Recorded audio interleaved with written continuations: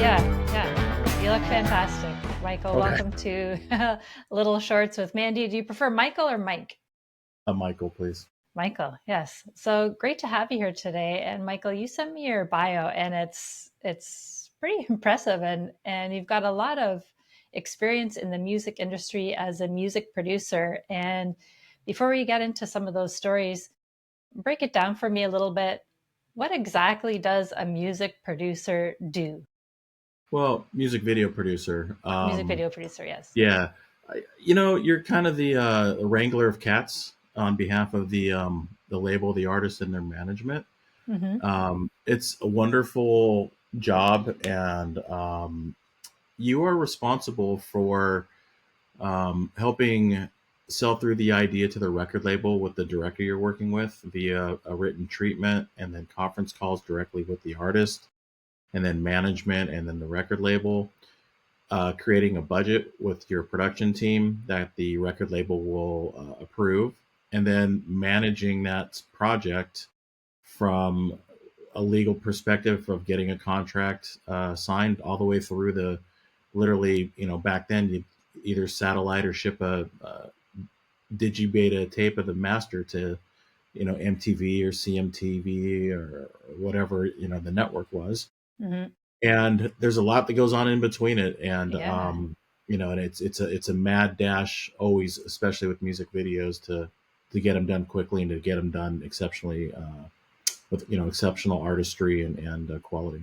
Hmm. So that sounds like a pretty intense set of responsibilities. So, like, basically, it sounds like you do pretty much everything. And just for context, so that people know, you did this between what it was 1995 and about 2005 or 2007, right? That, uh, Yeah. you know, and you started out in this industry or producing your first video when you were quite young. Is that typical? You're 25, right? Yeah, Or I mean, probably a little younger than most producers, but like on par. If you think about what music videos are, they're really young filmmakers across the board that really push limits and try new things. And the opposite way to look at that is we were all too young for the studios or the ad agencies to take us seriously. right, right, So yeah, I started. I was pretty young when I got the first responsibility, and it's a quintessential. Uh, I won't say fake it till you make it. I knew what I was doing, but like right. you certainly bit off a bit more than you could chew. Yeah. But if you surround yourself with talented people, and there are a lot of talented people, especially in that mid '90s to early 2000s run when Hmm. music videos kind of reigned supreme, Right. um, to help you along the way. It wasn't Hmm. you weren't living in a silo. No, and maybe it's not so much biting off more than you can chew, but maybe biting off more than you can chew is part of being ambitious. Did you feel like you were really driven to achieve this? Is this something that you knew you always wanted to do, or at least thought you did at the time? I know that Yeah, you worked a little bit in the industry. Maybe tell us about your process moving up. yeah. I mean, I fell in love with filmmaking when I was a kid, but I didn't really become serious about it until actually at the end of college. And I had to do an internship, and I ended up getting one at a production company that was doing an Oliver Stone movie at the time, and they Nice. ended up hiring me. Yeah, so I was very fortunate. I got kind of thrust into the upper echelon of film production in LA at the time, and so as a production assistant or office assistant, I worked on an Oliver Stone movie, Paul Thomas Anderson's first movie, the Wachowskis' first movie, the Clive Barker feature film that was a studio film, and so that was my film school, and I gravitated naturally toward production, um, and I really just really liked the process of it. Hmm. And then I did a short bit as an assistant director freelance, and then a production coordinator and manager. And Hmm. then an opportunity came up, and somebody said, "Okay, you ready to? We want you to produce this, and you go for it." Wow. And my I was known for being able to do work with tight budgets and with difficult or I won't say difficult creative, with creative people Too that were late. very, very inspired, Yeah, uh, and didn't care, or they cared about the resources, but they would push me. We push each other. right. So, and I think that's reflective in a lot of the work I did. I got a lot of uh, more difficult assignments, but when I look back at the body of work, there's some really great work there, and that's all part of that dynamic push and pull between art and budget. Right. And I guess when you get two committed individuals or a group of committed individuals, you can really make great things happen, right? Even within the constraints of a budget, let's say. Tell us about some of the more memorable artists that you've worked with or videos that maybe you're especially proud of. Yeah. Um, a couple of them that stand out.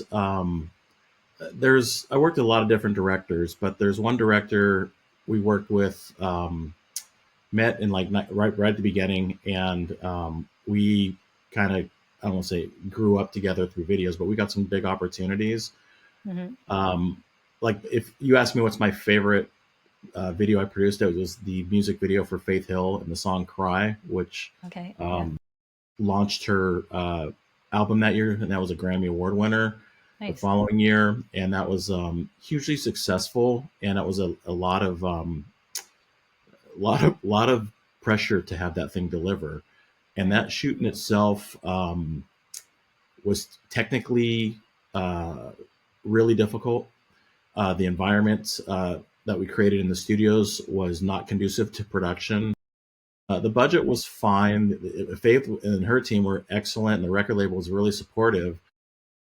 But it was also had a huge amount of visual effects in it as well. So when you look Right. at that video, there's two. It's based off of the treatment was originally based off of the film Great Expectations, the Gwyneth Paltrow film, Yes. and so Yeah. you have the house representing in its pristine condition, and then you have it in its decayed condition, and the visual effects and the casting go through all time from when Faith was a young girl to up until her performance actually in the decayed set, and that's an intense process. No kidding. Filmmaking, and that was shot on film back then too, which even made things Right. even more complicated. So yeah, Yeah, I I was was really gonna say, proud of kind that. of like, I guess back in the day, even though it wasn't really that long ago, say like 20 years ago when you stopped doing it, that's an eternity in I would imagine like filmmaking or video making just because of the advancements in technology, right? So in 1990, I don't know what year that video came out, but say like in the 90s, things must have been a lot different, obviously, right? Yeah, I mean, the directors I worked with were visual effects leaders, and so back then, what you can do on your laptop today, high school student could do today. We would literally Right. work on a shot, and then you'd hit the render button. You'd go away for 4 or 5 hours, and you'd come back and Yeah. you'd be like, you'd hope it'd be right. And so that Right, right. took a lot of time, but also took a lot of vision and technical skill to do that. Hmm. So there's a lot of freedom today, but the Yeah. process of visualization and being creative, I still see it's the same thing. It's just a matter of who harnesses the modern tools to their advantage, and I think that's how you get standout filmmaking. It's doesn't have to be complex. It just can be about having more knowledge than somebody, and I think that's what filmmaking has always been. It's been an advancement of creative technique and the application of technology. Right, right. So it's not so much the ideas that change, it's the tools, right? How long would it take you back in the day from the beginning of the process to the end, typically to create one video? I mean, it varied. Like normally, you'd have probably an 8 week window to hit because everything was always tied to a release date. But there was a Brian Adams video we did for it was the film, the animated film Cimarron. I can't remember the name of the film now, but Hmm. it was a DreamWorks, one of their first movies, and Right. the call came in about 3 weeks too late for the approval when we were originally talking about it, and they're like, "Well, we're doing a film premiere in the Cinerama Dome, and we want this music video to be the lead-in before the film." And we're like, "Okay." And it was a completely visual effects heavy thing. The director I did it with was literally in the Bahamas shooting another project. for us at the time, and we were talking via phone, and like we figured out, okay, here's how we can do this. And 7 or 8 days later, we had done a 3-day shoot in Santa Barbara, stages in Hollywood, and in Monument Valley in Utah, including Brian, including the actors, including animals, and all 3D CG visual effects environments. We did it. It was like the most challenging job I Wow. probably ever did, but like that, we had to have that done in 8 or 10 days, and we did it. So it just, you could do it, when you've got the will and you got the resources, it's possible. Yeah. And so you kind of mentioned this a little bit earlier that the actual experience that you had working on films was your film school. Can you tell us a little bit more about that? Yeah, I mean, I didn't know a C stand from a cup of coffee at craft service, like, so all these things. And I was around very experienced people, and a couple people took me under their wings, and were uh, willing to show me things. Hmm. But I spent no less than 12 or 14 hours a day working, and on a shoot days, easily 16. Hmm. Um, and I bounced around as much as I could the sets, and I read every contract that came in when I was an office assistant. Um, I had a pretty good. I'd be on conference calls with the studios, and sit in on meetings when distribution people came in or celebrities came in, and Hmm. I just soaked it up. So Right. in a couple year period, I probably packed in more experience than most film schools can provide. Um, and I learned a lot of things. Right. Yeah. Lens choices, lighting, grip packages, how equipment's picked up, call times, locations, permitting, budgeting, what people made. I used to do one of my favorite things was to go to the payroll companies and pick up checks on payday. Hmm. They always left them open, and I started Oops. seeing what people would make, and I'd be like, "Good for them! Like that's awesome! Like I want to do that." And so, No like, kidding. it's all good, but like I just was a sponge for a couple years, Right. Yeah. and I didn't make a It. lot of money. I didn't care at that point. Yeah. It sounds like you really immersed yourself in the environment and tried to like take all of the good stuff from people that you kind of respected and sort of ran with it. And I think there's probably something to just kind of going with it and not taking too much time to think about it. And do you think that like getting into that industry at the time that you did, at the age that you did, and just kind of going with it, and not giving it a second thought, did that help you to achieve so much success with it?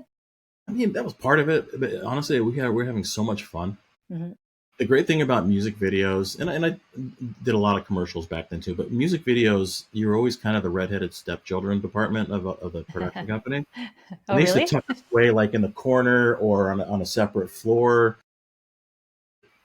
You had all these people, these, producers, bullpens of production people, and you'd Hmm. have all the jobs going on simultaneously. It was just fun, honestly. Yeah. And like, you know, you didn't really even think about saying no to a job. You just figured out like, okay, let's get the budget we need and go for it. And Hmm. it always, worked out well. Right. But it was more than anything. If you talk to anybody from like the mid '90s to early 2000s about videos, it was Hmm. just, if you were part of that group of people, it was just too much fun. You couldn't believe you're having that much fun getting paid Yeah, what we I did. bet. I bet. And videos used to be like, I mean, my memory of videos from MTV, or here in Canada, we have Much Music.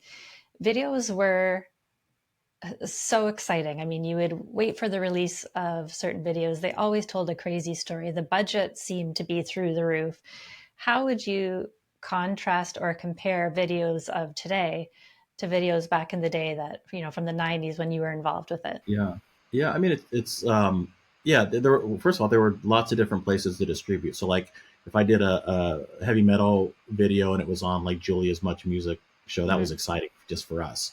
Right. Or you had a TRL video on MTV, and you were going to see if you can get to number one. Right. Um, it really, after 9/11, things really changed. Okay. The budgets everybody kind of just went on pause, Hmm. and kind of just started rethinking about, do we really want to spend $500,000 or $1 million on this video?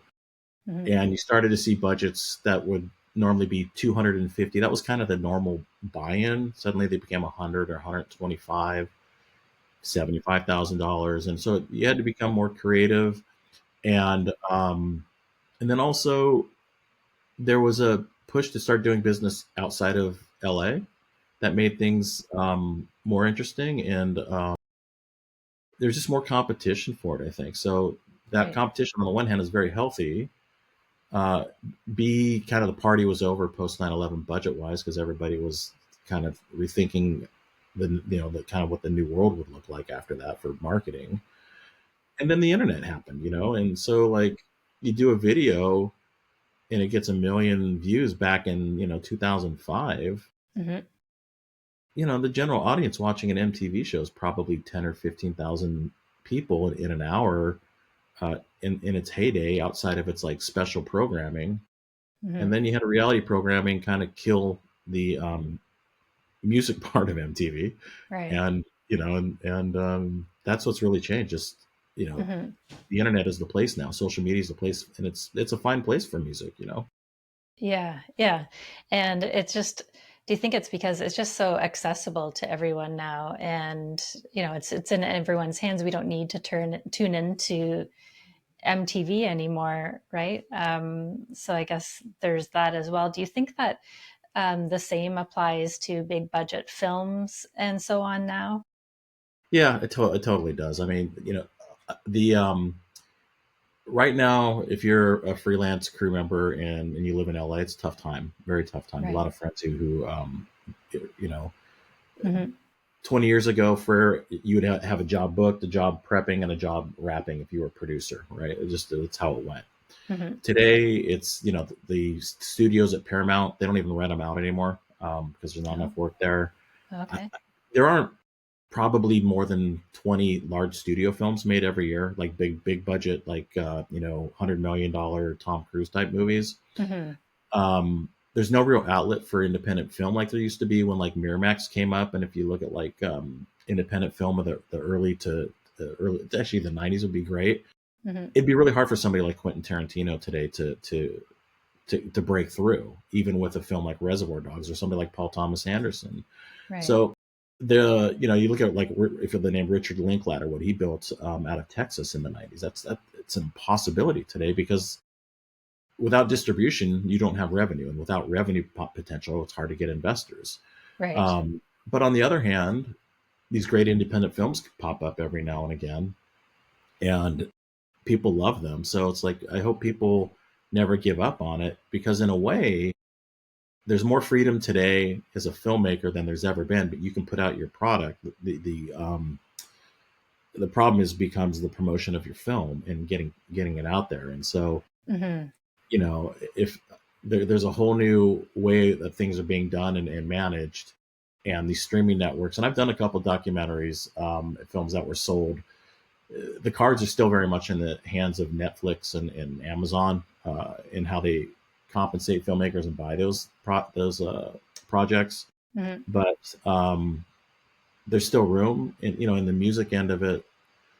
I think being able to share your favorite songs via TikTok or IG or whatever kids do today is no different than when I was a kid and we used to like tape little physical tapes Right.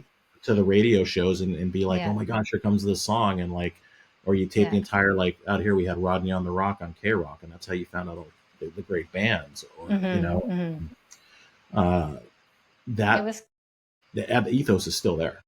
right. It was kind of a little bit different for us. I was talking about this with someone the other day where um, media, like new releases of films, songs, shows, whatever, was more of a shared experience in the sense that, the new episode of Friends is coming out on Thursday. Everyone at the same time is watching Friends.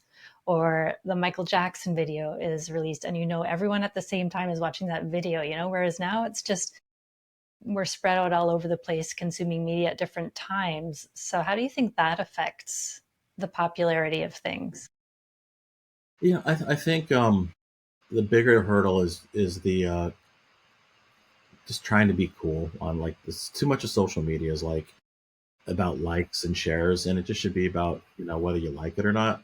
Um, I love big dumb action movies, um, and half of them are probably quote unquote terrible films, but I like them, so Yep. therefore I like them, right? And so Right. like if somebody makes those, I'll go do them, and they're fun for me. On the music end, if there's a female artist who's a songwriter and is a good singer, like always love female songwriters. So whether it's someone like Sheryl Crow or uh, somebody today, I'm blanking on names, but Hmm. that always I always like that. And so whether it's Right. pop or it's credible or whatever, everybody's artistic, like forget about what people think and just gravitate toward what you like. And I would hope Hmm. that like it became more about like genuinely wanting to share something with your friends that you think is cool, versus trying to just have something to share that will make you cool, And Right. I think that question is probably better suited to someone who's 16 years old, Yeah. than me at this point. But Yeah. the authenticity, just hang on to the authenticity, and like Hmm. I hope that that's what drives creativity, today, Hmm. tomorrow, in the future. But I don't know. Yeah.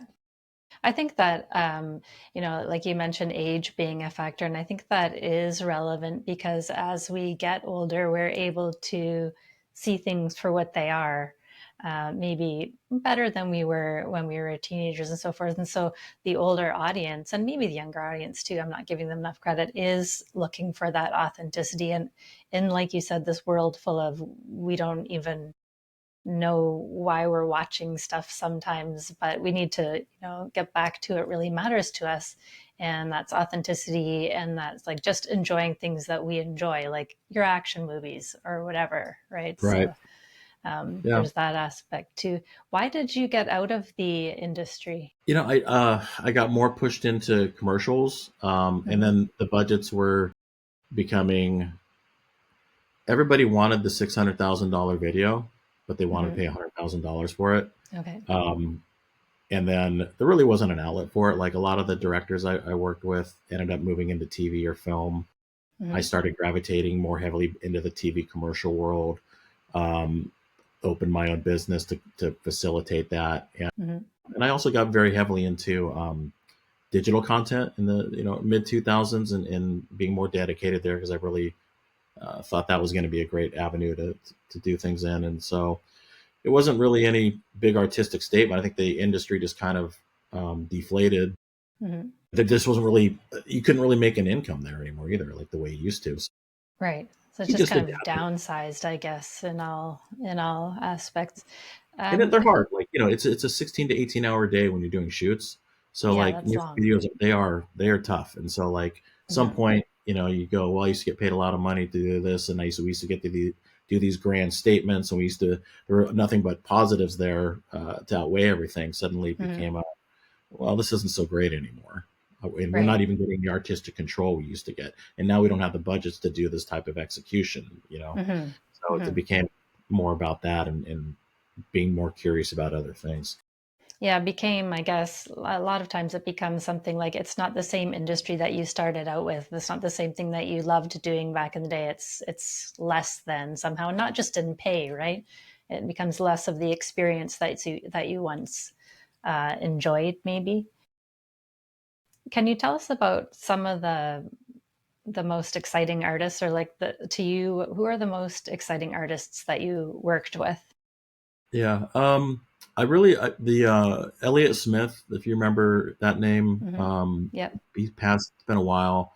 Um, was able got hired to do one of his videos for the song "Son of Sam," Hmm. and it's a very simple video, but I love that song and I really like his music. So to have been a part of his career Yeah. is something very notable for me. And the director on that video, Autumn de Wilde, was somebody actually who I met as we're both production assistants on one of the feature films I mentioned earlier. So that was kind of a fun connection point, many years after that. Hmm. Um, the Sinead O'Connor, that was obviously in hindsight, she passed as well. And that Right. video is one that kind of stands up very well. Um, those are a couple. Hmm. There's a few more that I'm just missing here. Jewel, working with Jewel Kilcher was great, and Jurassic 5, that was one I like. That's a Nice. another uh, real, I think, find them to be really credible artists, and really, uh, Hmm. I think they'd get a lot of credit from artists today about Right. being formative in their development of their music. Yeah. And is that the kind of music that you currently listen to? I run the gamut. As a kid, young kid, like the new wave happened, and I was Hmm. really into that. And that was like the early days of MTV, Right. Yeah. and then like got into like high school, then it became all about like heavy metal, Hmm. and was probably the craziest Led Zeppelin fan in the 50-mile radius for a couple of years. And then when I went to college, alternate music started happening, and I Hmm. got into college radio, and I found that was a really exciting time because punk was kind of weaved into that too from the early new wave stuff. And then once I got into the industry, I just kind of just soaked it all up. Like I'm always loved pop, love songwriters, Hmm. but I have a thing for disco. Do you? I do. I love disco. I think disco's great. That's Hated it interesting. back when I was younger, but like it's Yeah. great stuff. Yeah. I love buying vinyl and weird soundtracks. Like Hmm. whatever in the mood is like. And I like my kids. I have a couple kids, and they're grown up now. But Yeah. I would have never heard of Billie Eilish if it wasn't for them. And she's another great That's artist. right. So it's just Yes, for keep sure. keep going. Try to find new songs, new artists. Tell us some tell us some hidden disco gems. Gosh, I mean, if you put on the Bee Gees, I Yes. mean, you just drop it in. But like Grandmaster Flash, Okay. Yeah. throwing. I mean, like Diana Ronstadt. Like, don't get me Yeah. started. Yeah. Yeah. Yeah. But it reminds me of my mom and being a kid because she very much That's liked right. it. So there's some Yeah. nostalgia there, but like there's some pretty great beats there. Hmm. No, I agree. And it's funny how you mentioned too, I guess it's a maturity thing like anything else. You kind of take the time to appreciate genres of music or songs that maybe you thought when you were a kid, you're like, ugh, I hate disco. But all of a sudden you turn 40 and 50 and you're like, hey, wait, I kind of like disco. Oh yeah, I You know? mean it's you know when I don't know how it was when you were growing up, but music was competitive for some Hmm. reason. So like if Hmm. you like metal, you had to hate the new wave kids. If you Right. like new wave, you hated the Yes, country. It was like that's that. right. Yeah. Um, and I don't really see that today, but maybe that's because I'm just an old guy now. But like, Yeah. hopefully, it seems to me there's a lot more crossover, which is cool. Hmm. And it probably has to do with exposure, like we were saying. So, back when we were kids, you only listen to the music you listen to because that's the station you tuned into, or that's the mixtape that you made. But now, we have it coming from everywhere, and we can tune in just easily and experience new things. And I think I see my kids doing that too. They have a far broader interest in genres than I did when I was a kid, and I think that's great. Yeah, yeah, I do So too. it's great. Michael, before we go, what would be some advice that you would give your younger self or somebody new coming into the industry with hopes to do video production or anything in the industry? Yeah, I think if you're gonna go into film production, really get into film production. Like, take all the noise of what people say is film production or video production. Really learn the craft and find people that you can work with, and don't worry about money when you're early in your career. Like, go out and live for as cheap as you can, and don't rack up student debt. You don't have to go to film school, by the way. I didn't, and most of the people I worked with didn't ever go to film school. Not to devalue that there's that you can get something out of that, but it's like Right. it's a lot of people go to college and study one thing, and then they end up in something completely different. For sure. Yeah. you know to my younger self, I think I would do what I think I did a pretty good job of just grinding it out and staying focused, and you know had a good time. But I wasn't about the party. I was about working and learning, and meeting people and learning the craft. And Hmm. if you are, we're talking about music videos.